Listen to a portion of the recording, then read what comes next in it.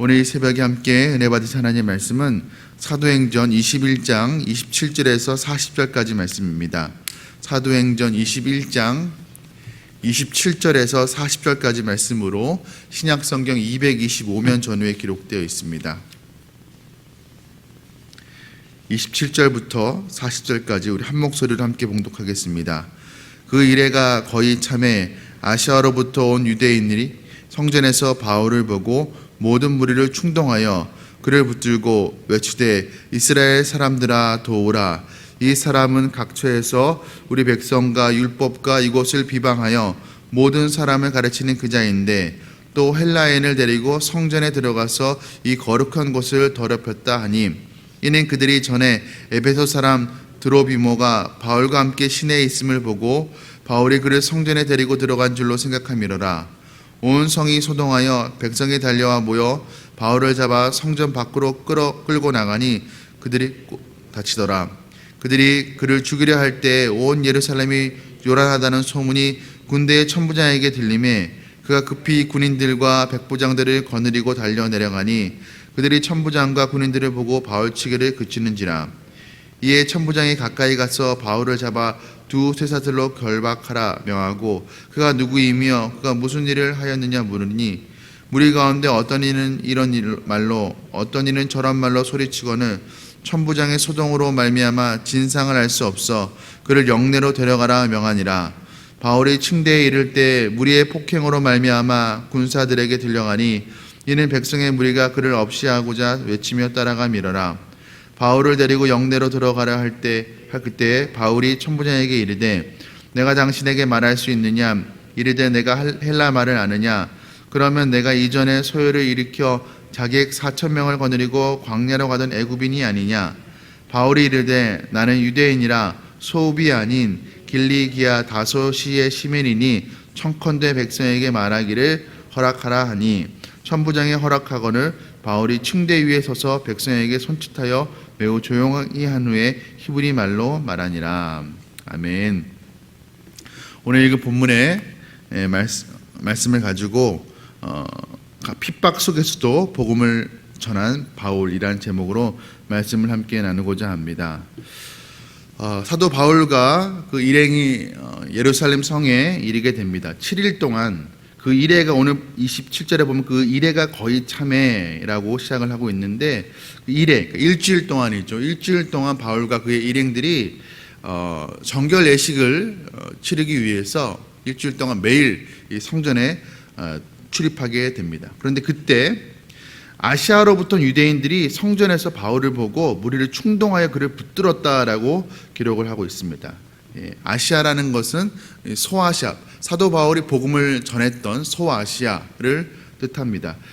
소아시아 사람들, 특별히 이제 에베소로 기억이 되는데 에베소에서 사도 바울은 큰 복음을 전할 때 성과를 거두기도 했지만 또 적대감을 비추는 사람들로 하여금 어려움을 당하기도 했습니다. 우리가 기억나는 것이 데메드리오의 소동이었죠.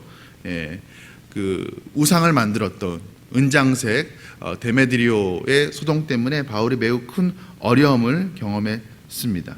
그러니까 2년 3개월 동안 에베소에서 복음을 전하면서 성공적인 전도 활동을 펼쳤던 만큼 그 아시아에서 바울이 경험했던 그 반감도 적지 않았습니다. 그런데 그 아시아에서 바울을 향해서 반감을 비추었던 자들이 예루살렘까지 쫓아와서 이제 바울을 힘들게 하고 있는 것을 보게 됩니다. 그들이 지금 무리를 충동하며 소동을 일으키는데 그 이유가 무엇입니까? 바울이 이방인들이 들어가서는 안 되는 성전 그 성내로 이방인들 헬라인을 데리고 들어갔다라는 그런 이유였습니다. 그 바울의 일행 중에서 에베소 사람, 그러니까 헬라 사람이죠. 드로비모라는 사람이 있었는데 그가 시내에서 바울과 함께 다니는 것을 목격한 사람들이 아마도 바울과 함께 다닌 것을 보니까 바울과 함께 예루살렘 성전 안쪽까지도 아마 들어갔을 것이라고 그들이 오해를 했던 것 같습니다. 아니면 의도적으로 왜곡한 것 같습니다. 그 당시에 그 예루살렘 성전에는 성 내에는 그러니까 이방인들의 뜰이 있었습니다. 그러니까 이방인들이 그 이상 들어가면 안 되는 곳이 있었습니다. 그러니까 이방인들과 또 유대인들이 들어갈 수 있는 그 공간이 구별되어 있었던 것이었습니다. 그래서 이방인들이 들어가지 안 되는 그 구역에 보면 여기를 넘어가면 죽임을 당하게 된다라는 문구가 쓰여 있었다라고 합니다. 근데 이 드로비모가 이 이방인의 뜰을 넘어서 성전 안쪽으로 들어갔다라는 그런 이유를 들어서 지금 소동을 일으키고 있는 것입니다. 이 소동에 백성들이 바울을 잡아서 이제 성전에서 끌어내어서 바울을 쳐서 이제 죽이려고 하는 그런 상황에까지 이르게 됩니다. 그런데 그 당시에는 예루살렘 성 그 북동쪽에 로마의 군대가 예루살렘 성 안에 주둔을 하고 있었습니다. 그 이유는 위사시에 그 로마의 군대가 그 성내의 소동을 또 진압하고 또 치안을 담당하기 위해서 군 부대가 성내에 주둔을 하고 있었습니다. 그러니까 소동이 바로 밑에서 일어나게 되는 것을 바로 듣고 바로 급하게 이제 내려오게 된 것이었죠. 이 천부장이 이제 로마 군인들을 데리고 이제 내려와서 이제 내려오게 되니까 이제 그 무리들이 바울을 때리는 것을 폭행하는 것을 이제 그치게 됩니다. 이제 지휘관이 이제 무리들에게 물었습니다. 공격한 이유가 무엇이냐고, 왜 이런 큰 소동을 일으켰냐라고 이제 물었는데 사람들이 저마다 대답하는 것이 달랐습니다. 그러니까 일관된 정보를 얻을 수 없게 된 것이었죠. 그러면서 계속해서 사람들이 이제 소요를 이제 그치지 않으려 하니까 이제 천부장이 일단은 안전을 위해서 더 이상 큰 소동이 일어난 것을 막기 위해서 바울을 체포해서 일단 로마 그 군인이 주둔하는 그 군 부대 안으로 영내로 데려가려고 합니다. 이 명령을 그렇게 내린 것이었죠. 지금 바울이 이제 체포된 상황이었습니다. 그러나 사실 이것은 그 폭도들로 하여금 그 바울을 생명을 구하려고 하는 하나님의 계획이었다는 것을 우리가 이어지는 말씀을 통해서 알 수가 있습니다. 뿐만 아니라 이것을 통해서 하나님께서는 바울로 하여금 복음을 전하게 하는 기회로 만들어 주십니다. 그러니까 비록 바울이 지금 쇠사슬에 결박되어서 지금 체포되어서 로마 군인이 주둔하는 그 부대 안으로 이송되었지만 이 조치로 인해서 사도 바울이 목숨을 이제 건질 수 있게 되었던 것이죠. 그러니까 하나님께서 바울을 보호하시기 위해서, 바울의 생명을 건지기 위해서 지금 로마의 천부장을 지금 이용하신 것입니다. 사실 바울이 가는 곳마다 참 복음을 전하다가 복음 때문에 참 어려움을 많이 당했습니다. 수많은 환난을 당했습니다. 지금 오늘 본문의 상황도 마찬가지입니다. 바울이 선한 일을 하기 위해서 예루살렘에 왔는데 지금 그를 반대하는, 복음을 거부하는 사람들, 하나님의 통치를 거부하는 사람들로 인해서 어려움을 당하게 됩니다. 하지만 바울을 보호하시는 하나님은 모든 것을 다 주관하시는, 세상의 권력자들까지도 주관하시는 만물의 통치자이시죠. 그러니까 하나님께서 로마의 천부장이라는 권세 잡은 자를 사용하셔서 바울을 보호하신 것입니다. 우리도 때로는 하나님의 일을 감당할 때 좋은 일만 일어나는 것이 아니죠. 좋은 목적을 가지고 나름대로 내가 사명 감당하기 위해서 어떤 일을 시작했는데 의외로 어려움을 경험할 때가 있습니다. 사람들의 반대와 또 나를 적대시하는 사람들을 우리가 만날 때가 있습니다. 그러나 우리가 위험에 빠졌을 때 바울을 보호하신 하나님께서 우리도 마찬가지로 우리를 건져주시고 위험 가운데 건져주시고 보호해주실 걸로 믿습니다.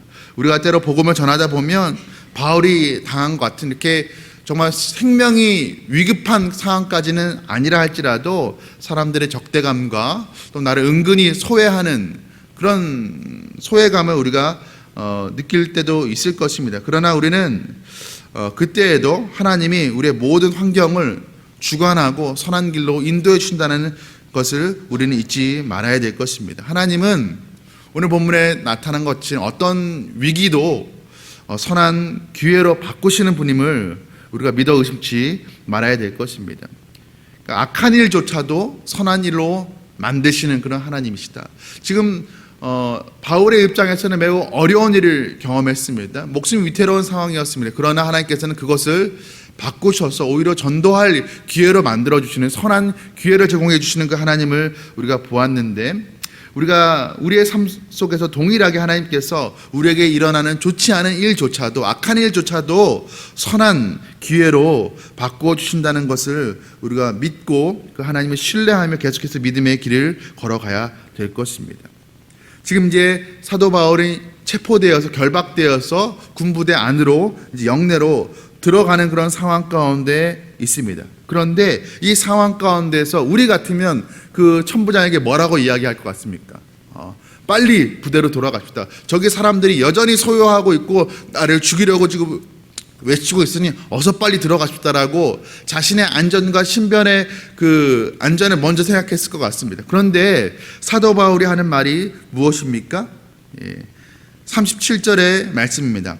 바울을 데리고 영내로 들어가라 할 때, 그때 바울이 천부장에게 이르되 내가 당신에게 말할 수 있느냐, 이르되 내가 헬라 말을 아느냐. 지금 빨리 지금 영내로 들어가야 될 상황에서, 그래야 자신의 신변이 완전하게 확보되는, 안전이 확보되는 그런 상황 가운데서 지금 바울은 천부장을 붙들고 말을 걸고 있습니다. 그러자 이 천부장이 놀라게 되죠. 어째 네가 헬라 말을 할 줄 아느냐. 놀라게 됩니다. 그러면서 뭐라고 바울에게 묻냐면, 대묻냐면 38절의 말씀입니다. 그러면 내가 이전에 소요를 일으켜 자객 4,000명을 거느리고 광야로 가던 애굽인이 아니냐라고 묻고 있습니다. 이전에 소요를 일으켰던 애굽인이 아닌가라고 지금 바울에게 묻습니다. 이전에 일어났던 그 소요라는 것은 AD 54년경에 애굽 출신의 한 그 예언자가 폭도 3만 명을 그 모아서 감난산까지 이제 진격을 하는 사건이 일어나게 됩니다. 이 사건이 요세푸스, 역사가 요세푸스의 이제 그 기록에 남겨져 있습니다. 그때 이제 예루살렘 이제 성벽까지도 이제 무너뜨릴 수 있다라고 아마 그들이 장담했던 것 같습니다. 그 당시 유대 총독이었던 벨릭스가 그들을 이제 진압하고 이제 400명을 죽이고 200명을 생포했는데 그 무리들의 그 우두머리는 잡지 못했습니다. 그러니까 로마 장교인 지금 천부장인 이 사람은 지금 사도 바울이 네가 그 전에 그 폭동을 일으켰던 그 무리의 괴수냐라고 지금 묻고 있는 것이었습니다. 그러니까 바울은 자신이 그 애굽인이 아니라고 이야기하면서 자신은 유대인이며 길리기아 수도의 다소의 시민임을 지금 밝히게 됩니다. 그러니까 길리기아, 내가 소읍이 아니라, 소읍이라는 것은 작은 이제 동네를 뜻하는 것이죠. 내가 시골 출신이 아니라 나는 길리기아의 수도 다소의 시민권을 가진 사람이다라고 자신의 지금 어떻게 보면 출신에 대해서 밝히고 있습니다. 그러니까 다소의 시민권은 로마의 시민권과는 별개였습니다. 별개였지만 로마의 시민권 못지않게 굉장히 위상을 가진 명예로운 그런 지위였습니다.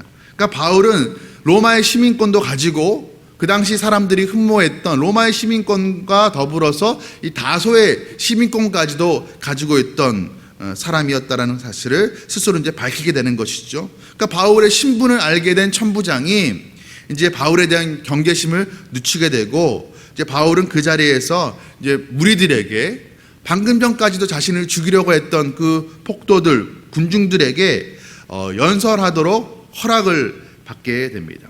그래서 바울이 이제 그 군부대로 들어가던 그 층대 위에 서서 지금 백성들에게 조용하라고 손짓을 하면서 이제 히브리 말로 변증을 하게 됩니다.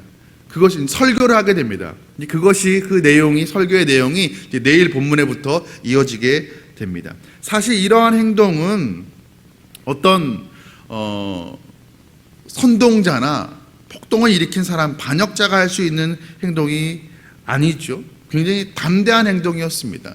지금 폭도들에 의해서 죽임을 당할 뻔하다가 겨우 군인들에 의해서 지금 구출되어서 어떻게 보면 폭동들의 입장에서 보면 도망가는 상황에서 그가 바로 영내로 들어가지 아니하고 오히려 층대에서 서서 담대하게 히브리 말로 설교하는 것을 봤을 때 아마 성난 무리들, 그 폭도들은 놀랐을 것입니다. 오히려 아마 매를 맞아서 피를 흘리고 있었을 수도 있겠죠. 옷이 찢겼을 수도 있을 것입니다. 그럼에도 불구하고 전혀 위축되지 아니하고 오히려 자신들을 향해서 조용히 하라고 손짓하면서 설교하는 그 바울의 담대한 모습을 보고 성난 무리들은 바울의 그 손짓대로 입을 다물고 아마 귀를 열고 그 설교를 들을 수밖에 없는 그런 일이 지금 일어나게 된 것이었습니다. 여러분, 바울이 어떻게 이런 위기 속에서도 핍박 속에서도 이렇게 담대하게 반응할 수가 있었던 것일까요?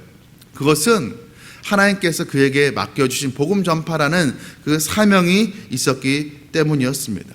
여러분, 우리가 내 상황과 지금의 내 어떤 형편에 맞는 그 규모에 맞는 그냥 적당한 그 일들만 찾아서 우리가 살아가면, 그 일들만 겨우겨우 감당하며 살아가면 우리는 어떤 위기 속에서 우리는 금방 위축될 수밖에 없습니다.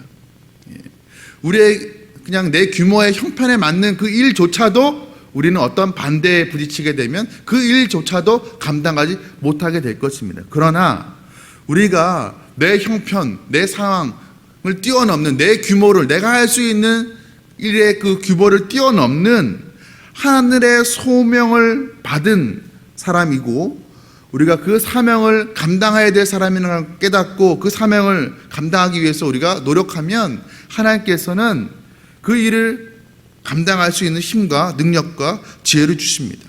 그리고 담대함도 주시게 됩니다. 아마 사도 바울이 지금 자신의 형편에 맞는 일을, 자신의 일을 하다가 어떤 위기를 만났고 핍박을 당했다면 그는 금방 위축되었을 것입니다. 그러나 그는 자신의 일이 아니라 하늘의 하나님께서 자신에게 맡겨주신 그 사명을 감당해야 된다는 그 사명감에 붙들렸기 때문에 그는 위기 속에서도 절대 위축되지 않았던 것이었습니다. 여러분, 바라기는 저와 여러분이 이 사명 감당해야 된다는 이 사명감에 불타올라서 어떤 위기와 어려움과 핍박이 온다 할지라도 담대함으로 당당히 세상에 맞서는 그런 복음의 일꾼 되기를 간절히 소원합니다. 지금 사도 바울이 담대하게 맞설 수 있었던 그 이유는 그가 이 일이 예측되었던 일이기 때문에, 또 예측되어서 그가 철저하게 준비했기 때문이 아니었습니다. 그는 자신에게 맡겨진 일이 무엇인지, 사명이 무엇인지 알았고 또 자신에게 그 사명을 맡기신 분이 누구인지를 그가 알았기 때문이었습니다. 여러분, 왕의 전령은 위기 앞에서도 위축되지 않습니다. 왜 그렇습니까? 자신에게 어떤 일을 맡긴 이가 왕이라는 사실을 알고 왕의 권세와 왕의 힘을 가졌기 때문에 어떤 위기 앞에서도 자신을 적대하는 사람들 앞에서도 위축되지 않고 담대하게 왕의 말씀을 선포합니다. 지금 바울의 모습에서 이 왕의 전령의 모습을 우리가 발견할 수가 있습니다.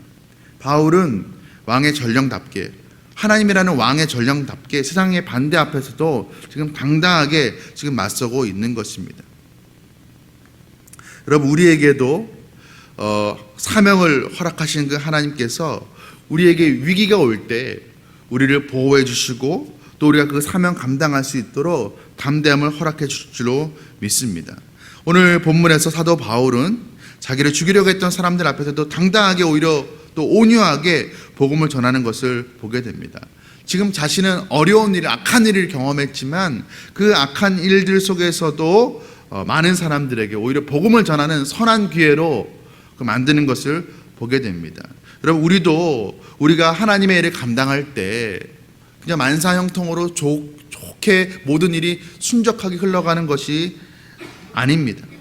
그럼에도 불구하고 우리가 모든 기회를 전도의 기회로 삼고 담대하게 또 사람들이 긍휼히 여기는 마음으로 예수 그리스도의 복음과 그 사랑을 우리가 선포해야 될 것입니다. 바울이 이제 체포되어서, 이제 오늘 본문부터 바울이 이제 체포되어서 죄수의 신분으로 로마로 가는 그 여정이 이제 시작되게 됩니다. 바울은 지금 복음 때문에 죄수의 신분이 된 것입니다.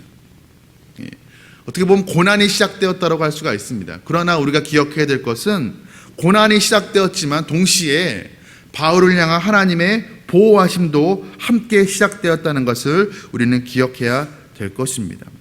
여러분, 우리가 하나님께서 우리에게 맡겨주신 그 복음 전파라는 그 사명을 우리가 감당할 때 어려움이 있을 수가 있습니다. 아니, 어려움이 분명히 있을 것입니다. 이 세상은 복음에 대해서 적대적이기 때문에 그렇습니다. 그러나 그럼에도 불구하고 우리가 위축되지 않고 오늘 바울처럼 당당하게 또 담대하게 하나님께서 맡겨주신 사명을 감당할 때 우리 역시도 하나님의 보호하심을 우리가 경험하게 될 것입니다.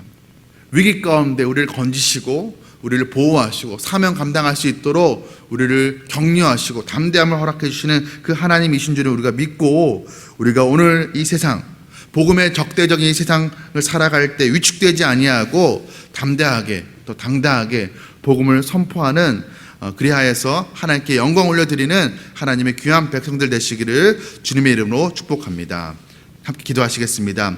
사랑과 은혜가 풍성하신 하나님 아버지, 오늘 사도 바울이 위기 가운데서도 그 위기를 선용하여서 하나님 복음을 선포하는 것을 우리가 보았습니다. 하나님, 우리는 사명을 감당할 때 어려움이 오고 문제에 맞닥뜨리게 되고 핍박이 오면 그 사명을 너무 빨리 내려놓고 내던져버리는 것은 아닌지요.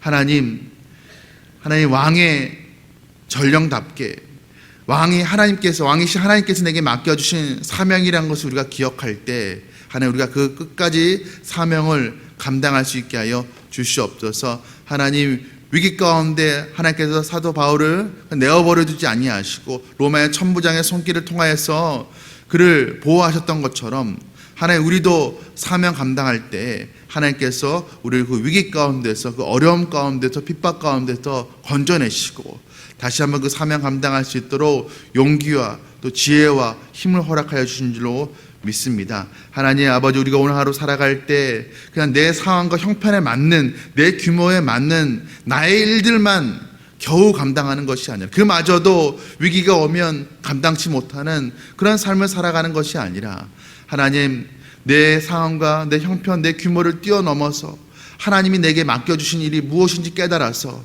하나님 또 그 일을 맡겨주신 분이 천하를 다스리시는 하나님이라는 사실을 깨달아서 하나님, 그 상황과 형편을 뛰어넘어서 그 사명 감당하는, 그리하여서 하나님께 영광 올려드리는 그런 하루의 삶을 살아갈 수 있도록 은혜 허락하여 주시옵소서. 이 모든 말씀 우리 주 예수 그리스도의 이름으로 간절히 기도드리옵나이다.